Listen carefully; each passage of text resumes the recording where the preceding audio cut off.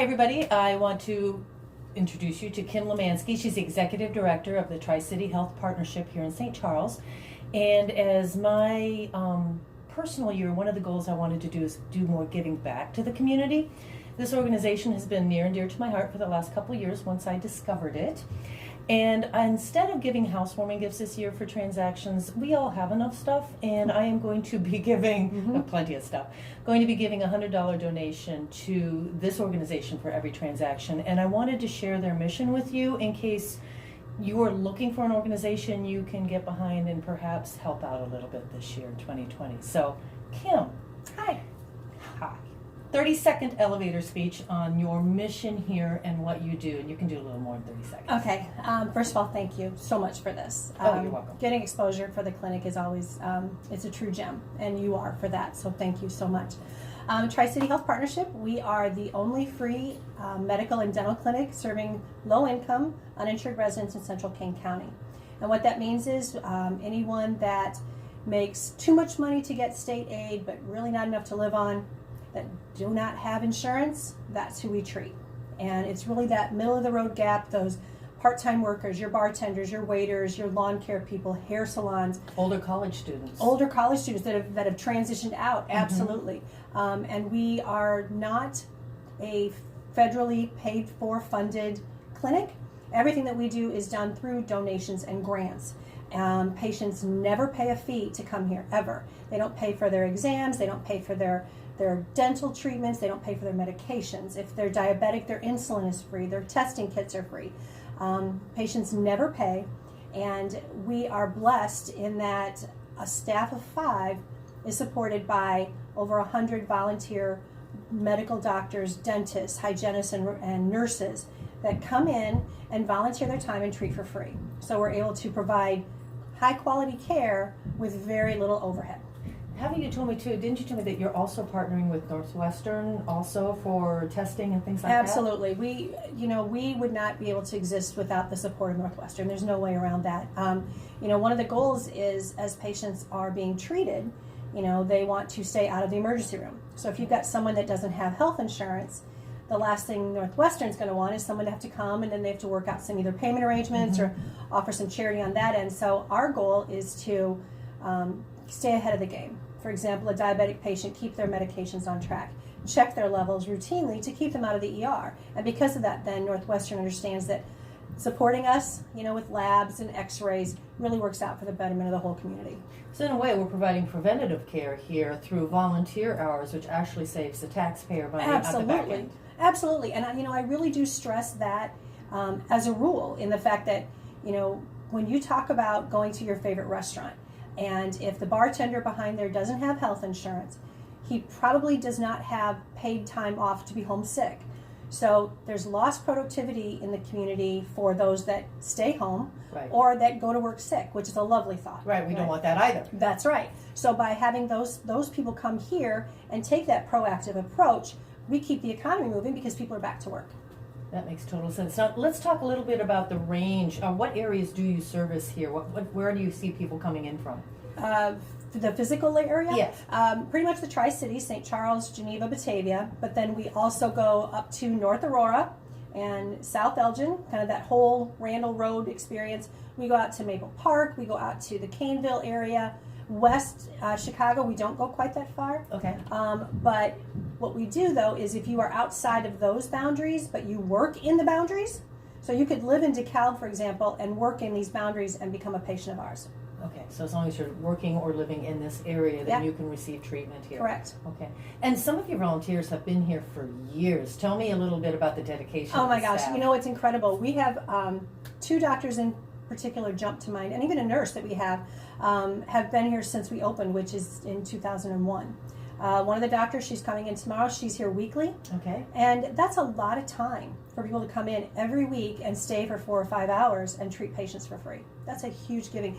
But our volunteers as a whole are here 5-6 years is on an average. Okay. Yeah. And then what types of things do you treat for? What types of things can you handle here? You have a mini pharmacy here. Yeah. Tell me a little bit about what you see and what types of things you can test, or what types of... Sure. No, absolutely. We've got pretty much anything you do at your doctor or dentist's office, we can do here. Okay. If it's anything outside of that scope, for example, we won't do major oral surgery here, but we have many specialists in the area that we can refer patients to. Okay. And so that works out both for dental and medical. So everything from, you can have your cardiology appointments can be done here. We have a cardiologist that volunteers. We have gynecologists that volunteer. We have family practice. We have emergency room doctors.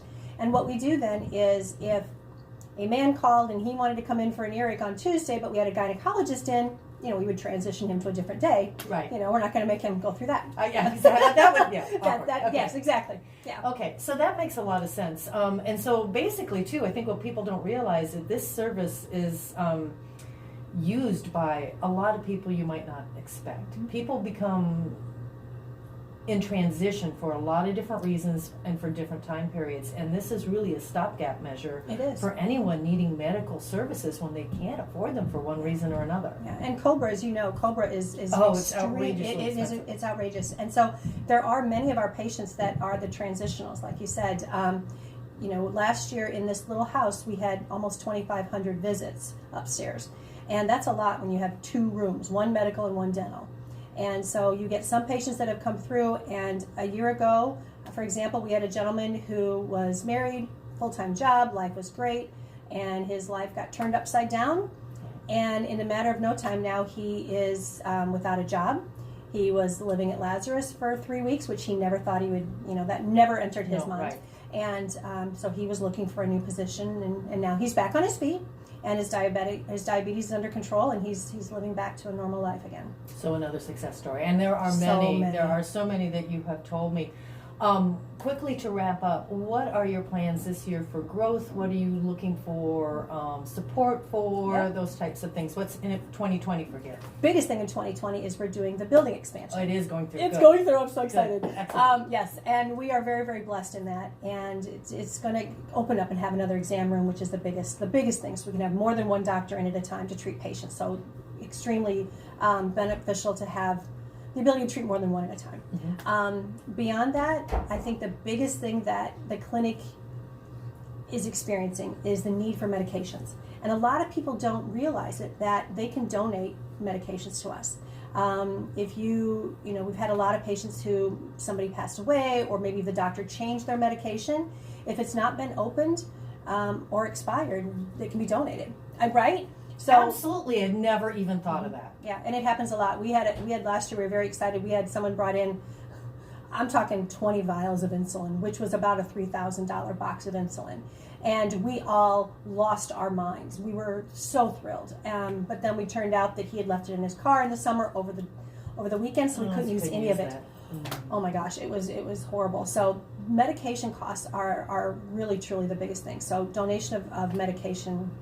It's like a party upstairs when it happens. That's wonderful. So if someone wants to get involved, or someone wants to, maybe support one of your fundraisers, how do they get in touch with you? Absolutely. We've got website is tchpfreeclinic.org. You can always call the clinic. Happy to talk to anybody and give a tour. We're always looking for even non-medical or non-dental volunteers. I mean, people like yourself who come in and they might help us with our event planning, Right. with the different fundraisers that we put on. We've got our fall fundraiser November 14th. We're doing another casino night, a Rat Pack theme. Okay. It's going to be so much fun. So it's really just about, what do you like to do? And then we absolutely can find a position for you. If you just want to do data entry, we've got that. If you want to just stuff envelopes, if you want to come in and help plan on a larger scale, be on our committees or a board, fine. If you are a medical or dental professional, call me. We'll make sure they do. Please. Thank you so much for taking the time today. Thank you. And here's to 2020. Oh my gosh, thank you so much for all of this. You're welcome. Thank you. Can I hug you? Yeah. Thank you. It's so awesome. We'll see. No, that was wonderful. You should do this for a living.